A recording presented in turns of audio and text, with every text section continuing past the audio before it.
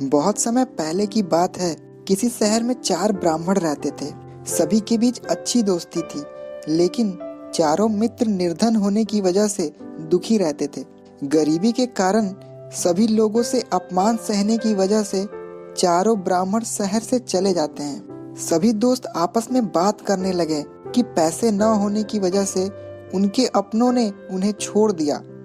इस बात पर चर्चा करते हुए उन सब ने दूसरे राज्य जाने और वहां भी बात न बनने पर विदेश जाने का फैसला लिया। यह निर्णय लेने के बाद सभी यात्रा पर निकल पड़े। चलते चलते उन्हें बहुत प्यास लगने लगी, तो वो पास ही छिप्रा नदी में जाकर पानी पीने लगे। पानी पीने के बाद सभी नदी में नहाए और आगे बढ़ने की ओर निकल पड़े। कुछ दूर चलने पर उन्हें एक जटाधारी योगी दिखा। ब्राह्मणों को यूं यात्रा करते हुए देखकर योगी ने उन्हें अपने आश्रम आकर थोड़ी देर आराम करने और कुछ खाने का न्योता दिया। ब्राह्मण खुश होकर योगी के आश्रम चले गए। वहां उनके आराम करने के बाद योगी ने ब्राह्मणों से उनकी यात्रा का कारण पूछा। ब्राह्मणों ने अपनी पूरी कहानी सुना दी और कहा कि योगी महाराज, गरीबों का कोई नहीं होता, इसलिए वो तीनों धन कमाकर बलवान बनना चाहते हैं। उनका निश्चय देखकर योगी भैरवनाथ बहुत खुश हुए। तब ब्राह्मणों ने उनसे धन कमाने का कोई रास्ता दिखाने का आग्रह किया। योगी के पास तप का बल था, जिसका इस्तेमाल करके उसने एक दिव्य दीपक उत्पन्न किया। भैरवनाथ ने उन ब्राह्मणों को हाथ में दीपक लेकर हिमालय पर्वत की ओर बढ़ने को कहा। योगी ने बताया, हिमालय की तरफ जाते समय यह दीपक जिस जगह गिरेगा तुम वहां खुदाई करना, वहां तुम्हें बहुत धन मिलेगा। खुदाई के बाद जो भी मिले उसे लेकर लौट जाना। हाथ में दीपक लेकर सभी ब्राह्मण योगी के कहे अनुसार हिमालय की ओर निकल पड़े। बहुत दूर निकलने के बाद एक जगह दीपक गिर गया। वहां ब्राह्मणों ने खुदाई शुरू की। खोदते खोदते उन्हें उस जमीन में तांबे की खान मिली। तांबे की खान देखकर ब्राह्मण बहुत खुश हुए। तभी एक ब्राह्मण ने कहा, हमारी गरीबी मिटाने के लिए यह तांबे की खान काफी नहीं है। अगर यहाँ तांबा है तो आगे और बहुत कीमती खजाना होगा। उस ब्राह्मण की बात सुनकर उनके साथ 2 ब्राह्मण आगे बढ़ गए और एक ब्राह्मण उसी खान से तांबा लेकर अपने घर लौट गया। आगे चलते चलते फिर एक जगह दीपक गिर गया। वहाँ खुदाई करने पर चांदी की खान मिली। यह खान देखकर तीनों ब्राह्मण खुश हुए। फिर एक ब्राह्मण तेजी से उस खान से चांदी निकालने लगा, लेकिन तभी एक ब्राह्मण ने कहा, आगे और कोई कीमती खान हो सकती है। यह सोचकर 2 ब्राह्मण आगे निकल गए और एक ब्राह्मण उस चांदी की खान को लेकर घर लौट गया।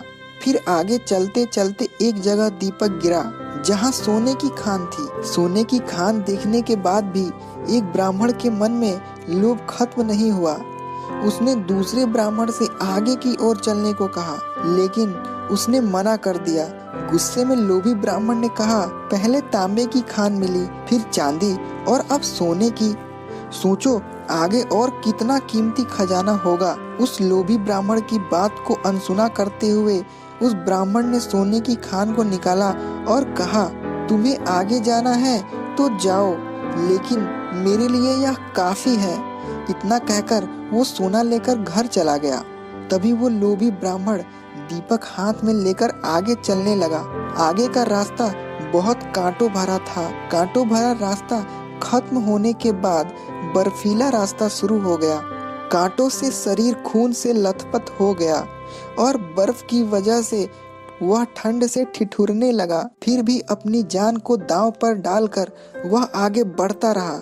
बहुत दूर चलने के बाद उस लोभी ब्राह्मण को एक युवक दिखा, जिसके मस्तिष्क पर चक्र घूम रहा था। युवक के सिर पर चक्र को घूमता देख उस लोभी ब्राह्मण को बड़ी हैरानी हुई। लोभी ब्राह्मण काफी दूर तक चल चुका था, इसलिए उसे प्यास भी लग रही थी।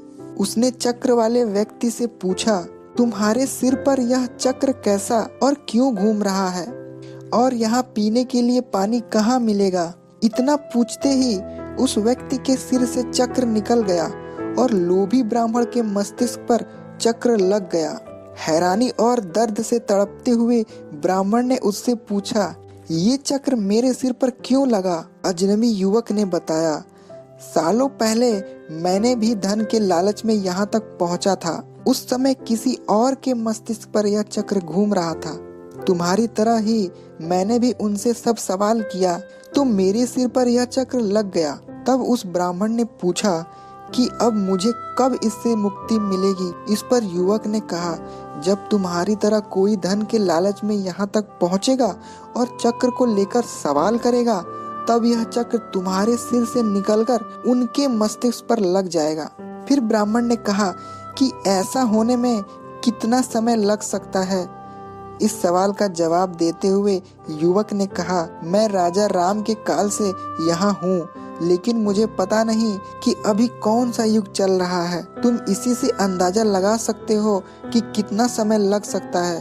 इतना बताकर वो युवक वहाँ से चला गया और ब्राह्मण मन ही मन बहुत दुखी हुआ और चक्र के घूमने से हो रहे दर्द से उसके आंसू निकलने लगे। तो दोस्तों, इस कहानी से हमें यह सीख मिलती है कि लालच हमेशा व्यक्ति को कष्ट और मुश्किल में डाल देता है।